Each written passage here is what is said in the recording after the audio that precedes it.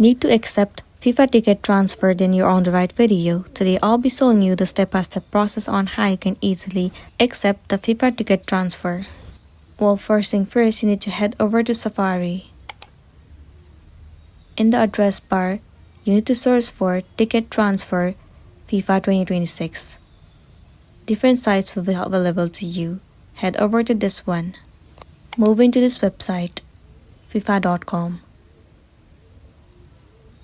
Once you're in the official page of ticket transfer, now you need to make sure that you are logged in into your specific account.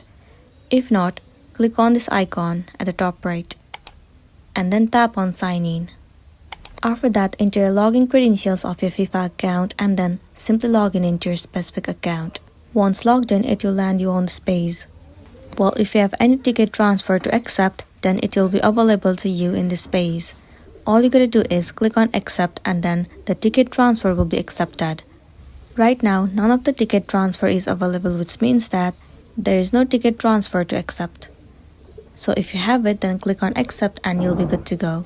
So that's the end of the video. If this video really helped you, give it a like and check out our next tutorial. Thank you.